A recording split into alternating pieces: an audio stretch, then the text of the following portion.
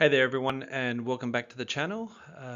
Live 3030, a Justice for Dan network. This wasn't going to be the title card that I was going to go for, but unfortunately to draw people in you've got to do certain things, and this is the title card that I ended up with. The title card that I wanted to go for was something quite different. I will show you in a second. But this one, why has the Dan Markel murder case dragged out so long? It's kind of the inspiration for this.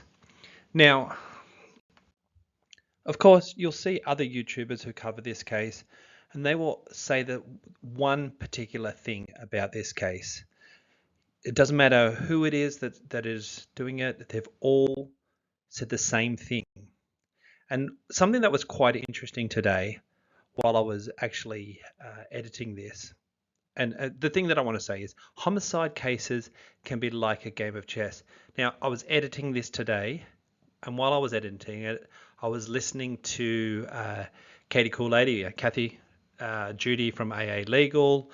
There was Jay from the Shaming and Jay, and Steve Cohen, who is the producer of Surviving the Survivor, or STS Nation, if you want to call them that. And this is I just took a screen grab from this, and just check this out. That's what I don't know. I think Georgia Kappelman is playing the long game, and I think she's playing chess, and she's ahead of all of them. And if the past is the best predictor of future behavior, she's going after each one methodically, one by one, maybe. So yeah, the game of chess often gets mentioned. That's what I. So this is what I'm going to be calling Floridian chess. And yes, these are some AI images that I created. Well, I say I created, I gave the idea to an AI, and it came back, as you can see, the Florida, what's that? EL Floridia, I don't know. The wording is not too great on AI, but yeah, and there's a princess. And this is how to play for Floridian chess. Now you're looking and you're going, oh, I don't know about Wendi wearing the princess hat. Well, she's a bit of a princess. Let me explain. Now this is the difference with Floridian chess. Floridian chess is not easy to say, I've got to say. You've got to capture the evil princess before she can escape to the south. So here's the board that you use. Up the top, it's the panhandle. And down the bottom, it's the state of Florida, also just known as the state. Now we start off, you can see this is a piece. This is the princess. Now she moves much in the same way that a king moves, just the one spot. But her aim is to get down here in a move that we call, well, let me just explain something. In chess, you will get names for moves that you can do. You would have heard of the Queen's Gambit, not the TV show, but the actual move. You can have Bowden's Mate, or Alekine's Gun, or Arabian Mate. And yeah, I'm talking like this at the moment, but with a little bit of tone, because I question why I chose Alekine's Gun, because I know the people in the comments are going to say, you're pronouncing it wrong, as I tend to do sometimes. No research at all on how to pronounce things. I'm sorry about that. But anyway, this is Floridian chess. We must probably be even saying Floridian, like Floridian, fluoride, I don't know. Anyway, I mean, that's a dental sort of tie in there. I didn't even think of that. But anyway, so as I said, the princess she wants to move down to the south, and she's doing it in a move that we call going to Miami. Now, of course, there are things in her way. Obviously, the opposition are going to be in her way, and they're going to try and block her move. So she can't move into these squares, because just like the king cannot put itself into a checkmate position. So yeah, she can't move there. She can only move in one of these directions, which is called, the opposition are doing this, and they're saying it's keeping her in tally is the name of that move. Now, of course, you can move all your pieces in there, keep her up in that position, in a move which is called forcing a small stop on what was previously known as civilization.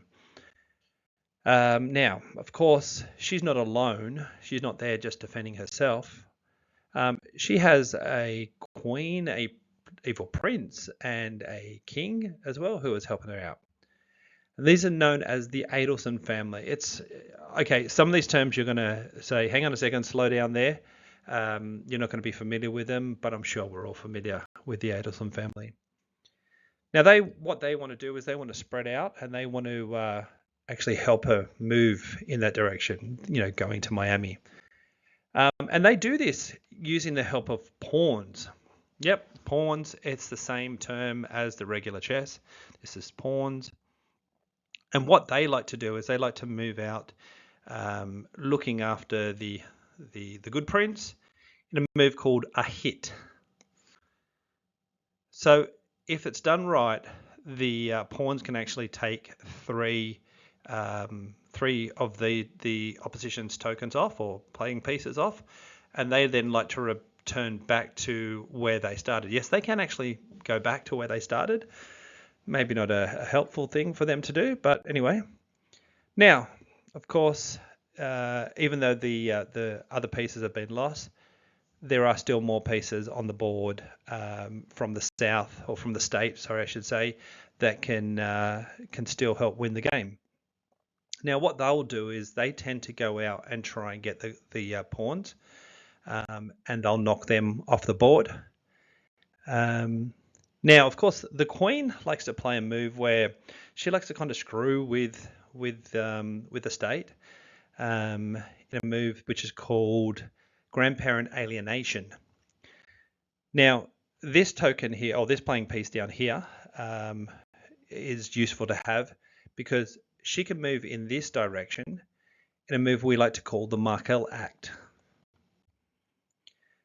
Now, this playing piece here, which is known as the bump, will go after the evil prince. As I said, known as the bump, or the move's called the bump. He's called the undercover FBI. I forgot about that. Sorry. I'm still new to this game myself. It's kind of like I'm just making up the rules as I'm going on. But no, this is how it works. Charlie, this is how it works. Not how extortion works, but this is how it works. So you can get your playing pieces sometimes off sides after they have removed one of the pieces. Moving the piece in what we call the conspiracy charge.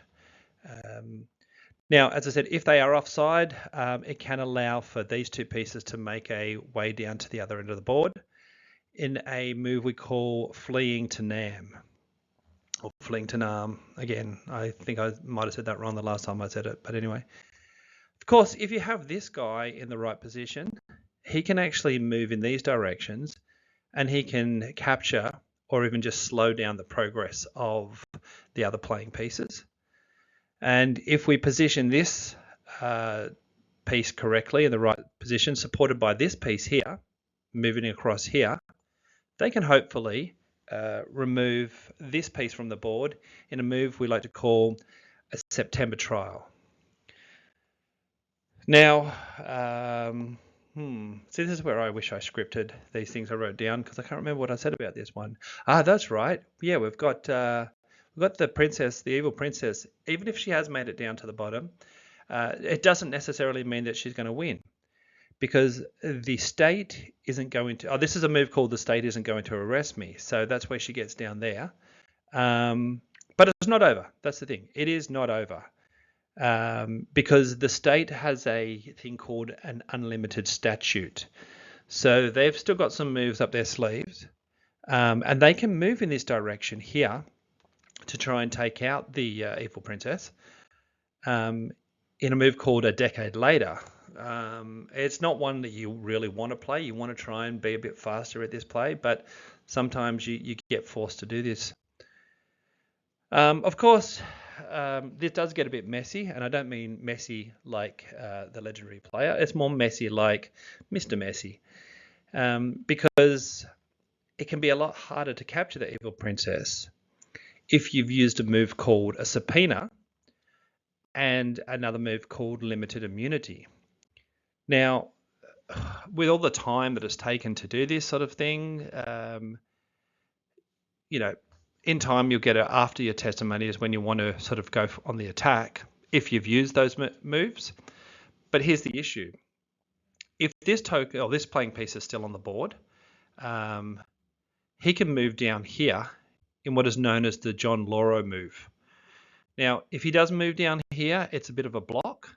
And whilst the state will try to move in on the princess, using that limited immunity move, it just can't happen. I'm sorry, it just can't happen. So, and that's in a move called the Castigar. So the John Lauro playing piece can remind the state that the Castigar rule is being invoked.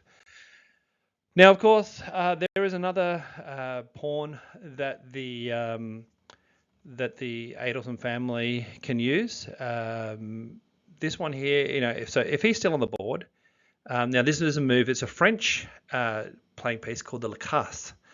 Now, these playing pieces can move in on him in a move called an interrogation. Now, if that's done successfully and you get a confirmed alibi, the state can actually capture that piece and use it as their own. And this is a move called the state witness.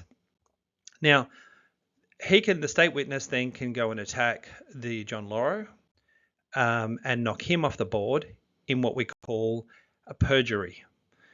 Now, even if the state does have the princess surrounded, you think, okay, we've got her. She can play a move called the Trescott shortcut. It's unbelievable, but yes, sometimes some people watching the chessboard will say, well, it's a fair move, and believe it or not, yeah, it does get rid of all of these pieces, unfortunately. Yeah, and that's a move then that's called the Adelson have beaten Jibbers. Hopefully we don't see that, how the game gets played. These are all the pieces. You can see there's a few more pawns involved in it. There's a few more people on the side of the state as well. And yeah, it's a, seek it. It should be in shop soon, this game. And remember, you do get these extra playing piece. So one of the pawns for the Adelson on the Adelson side can actually come over. So in effect, you can actually say that using the right moves, there are actually 17 players on the side of the state. This is just a couple of AI pictures that I sort of drew in this. Of course, you've got Wendi up the top with her owl top. You've got Georgia Kappelman in the red suit in the middle. You've got the dentist standing in a jail cell. An old dentist standing in a jail cell. You've got a cop. Looks like the cop that witnessed Wendi doing her K-turn. And I actually put FBI agent for the other one, the one down the bottom left-hand corner. But look, it could be, who knows? That could be a defense attorney. Could be that. Anyway, yeah, enjoy those. So this is Life 3030. Looking forward to the case coming. Still some great content by other YouTubers out there. Unfortunately, there's no new evidence coming out at the moment, but I'm sure there'll be some more stuff that's going to be released very, very shortly. So until then, like, subscribe, share, all the fun stuff. And until we talk again, have a great day.